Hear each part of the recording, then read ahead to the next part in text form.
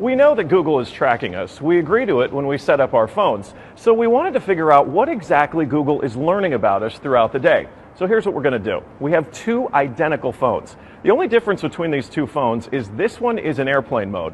Both of the phones lack a SIM card, and they haven't been set up to access any Wi-Fi networks. So for all intents and purposes, these phones have no connection to a data network.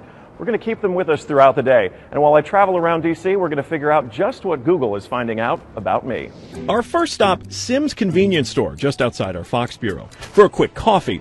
From there, we took a walk to the Capitol and took a quick walk around the Senate office buildings, and then decided to hop in a car and head around town. Hello. We're going to the Children's Hospital, please. To run our test, we had to do more than walk the block, so we took a tour around our nation's capital. First, due north to the Children's National Medical Center Hospital, then west to St. Albans School and the National Cathedral. Our tour around town was a 14-mile journey that lasted more than an hour. The entire time, the phones had no access to the internet. Oh my goodness. Not a Wi-Fi connection and not any cellular data service. It almost seemed quaint to assume that Google wouldn't even be able to collect data on me. Let's head back to the bureau, my friend. Oh, that church is beautiful. Google's business model is simple. Collect data on its users and then use that data to sell targeted ads. It's a business model called surveillance capitalism. But does that critical data collection work even when your phones aren't connected? So we're back here at our Fox Bureau in DC, and we've got both of our phones exactly how we left with them. The only difference, really, I snapped a couple of bad selfies at the National Cathedral.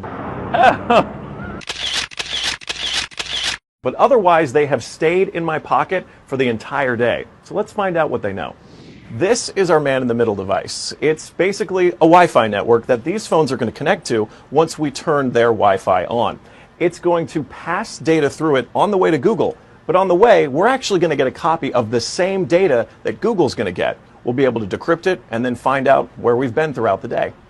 Within minutes, the numbers rolled in. The phone that wasn't on airplane mode registered more than 100 locations, 130 activities, and even 152 barometric readings. As soon as it hooked up to our Wi-Fi, it transmitted 300 kilobytes of data straight to Google.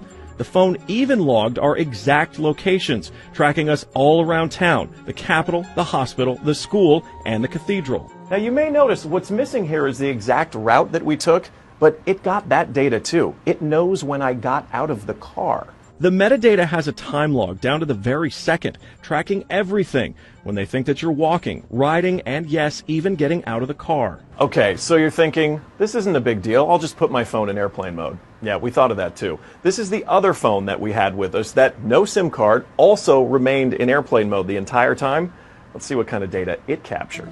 The phone with airplane mode activated actually logged more locations and activities than the other phone, and it also transferred hundreds of kilobytes of data to Google as soon as it was activated. The only thing that's missing from this map is our stop at the Children's Hospital, but it still knows we were there. There it is. Exiting vehicle, 100% accuracy.